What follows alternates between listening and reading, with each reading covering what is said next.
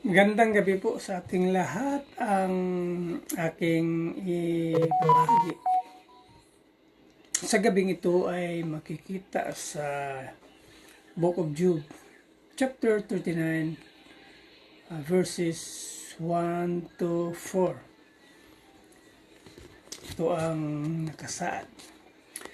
Ang panganak ng makambing, alam mo ba kung kailan? O ang panahon na ang usa ay magsisilang? Bilang mo ba ang araw ng anak niya habang nasa tiyan? Alam mo ba kung kailan ito iluluwal? Namasdan mo ba habang sila ay gumagapang sa pagbubukas ng sinapupunan upang ang anak ay isilang? Ang kanilang mga anak doon lumalaki sa parang, at kapag malaki na ay tuluyang lumilisan. Ilan po. Salamat. God bless. Magandang gabi po sa ating lahat. Ang aking babasahin ngayon ay makikita sa Job Kapitulo 39, versikulo 5 hanggang 8. Sino ba ang nagbibigay laya sa mga asno? Sa asnong may ilap, ang nagpapalaya ay sino? Tirang ibinigay ko ay ang kaparangan, at doon sa maalat na kapatagan, sila'y lumalayo sa lungsod na maingay. Walang makagpaamo at hindi mautusan. Ang pastulan nila, ang kaburulan, hinap nila sariwang damuhan. Yan lang po. Maraming salamat. Purihin ang Panginoon. God bless. Isang mapagpalang gabi po sa ating lahat. Ngayong gabi po, ang aking babahagi mula sa Aklat ni Job, Kabanata 39, talata 9 hanggang 12. Ang mailap na toro iyo kaya mapagtrabaho. Maitali mo kaya siya isang gabi sa iyong kwadra. Matatalayan mo kaya siya ng lubid upang sa pag-aararo ay magamit, at sa paghila ng suyot sa iyong mga bukid. Ibang maaasahan ang lakas na taglay niya, mabibigat mong gawain mapagkakatiwala ba sa kanya? Umaasa ka ba na siya ay magbabalik upang sa ani mo ay siya ang gumiik? Ang nakasaad po sa banal na aklat, purihin po lagi ang amang lumikha. Amen. Isang mapagpalang gabi po sa ating lahat. Ang akin pong babasahin ngayon ay mula sa libro ng Job, chapter 39, verses 13 to 20. Pumapagaspas ng may kagalakan ang mga pakpak ng abestrus, ngunit hindi nito mapapantayan ang mga pakpak at balahibo ng tagak. Iniiwanan ng malaking ibong ito ang kanyang mga itlog sa lupa upang mainitan sa buhangin. Hindi siya nag-aalalang baka matapakan ito o madaganan ng mga hayop sa gubat. Malupit siya sa kanyang mga sisiw, parang hindi kanya kung ituring.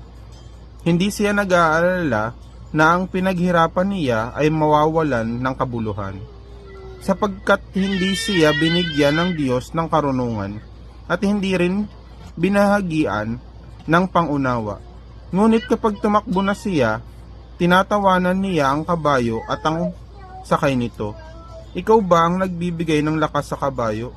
Ikaw din ba ang naglagay ng buhok sa kanyang liig? Ikaw ba ang nagpapalukso sa kanya, gaya ng isang balang at nagiging kagimbal-gimbal kapag ito'y sumisinghal? Amen. God bless po. Hello po, ang aking Bible verse for today is from the book of Psalms, chapter 1, verse 5. Sa araw ng paghukom, parusa niya ay nakalaan. Siya'y ihihiwalay sa grupo ng mga banal. Amen. Ang mabuting balita ng ating Panginoon. Muli po, purihin ang Panginoon sa pagkakataon na ibinigay muli sa atin na tayo makapagpatuloy sa pagbabasa ng Biblia, at the same time ay mag-devotion. At tayo po ay nasa Job chapter 39 verse 26 to 30. Sabi po dito, alam mo ba kung paano nagagawan lumipad ng ibong lawin papunta sa timog para doon magpalipas ng taglamig? At ang agila, alam mo ba kung bakit at paano ito gumagawa ng pugad sa matataas na bundok? Doon ito naninirahan sa matataas na hangin at doon niya itinatayo ang kanyang tahanan. Mula roon natatanaw niya ang kanyang pagkain, mabilis itong umaatake. Iniinom ng mga anak niya ang dugo ng mga biktima, nasaan man ang mga bangkay, naroon ang agila. So dito makikita po natin na talagang ang karunungan po ng Diyos, yung may lubos na kontrol sa lahat. Dito po natin makikita na kahit yung lawin at agila, no, hindi po ito basta-basta natuturuan ng tao, no. Pero dito makikita po mismo natin na talagang yung Diyos mismo yung naglagay sa kanila ng kakayahan, no. At dito makikita natin na ang lahat pala ng bagay, no, ay ito po ay ang Diyos ang pinagmulan. Ibig sabihin, hindi lang po yung tao ang kaya kontrolin ng Panginoon, no. Kahit ito mga hayop ay under in control din po ito ng Panginoon. So dito makikita po natin na talagang hindi natin kayang unawain, no, yung mga ginagawa ng mga hayop. Pero dito makikita natin na talagang alam ng Panginoon, no, yung kung paano sila nabubuhay, kung ano yung kanilang gawi. At ito ay hindi kayang unawain ng tao. Pero dito makikita po natin yung details, no, ng mga hayop ay sinasabi mismo ng Panginoon, no. At dito makikita din natin na talagang mismo yung Diyos mismo yung nagbibigay ng proteksyon doon sa kanila, no, na talagang alam ng Panginoon kung paano ito namumuhay, kung paano ito sinisecured yung kanilang sarili. At dito, ito pala ay galing sa Panginoon yung kanilang kakayahan na nagawin itong mga bagay nito.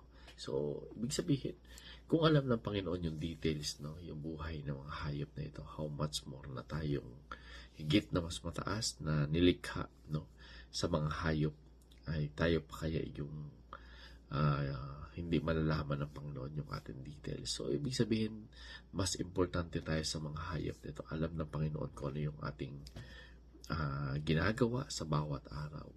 At alam niya kung paano tayo ipoprovide. So, purihin po yung Panginoon na sa bawat pagbabasa po natin ng Biblia. Ay malaki po ang naitutulong nito para sa ating spiritual na buhay. Muli po, God bless everyone.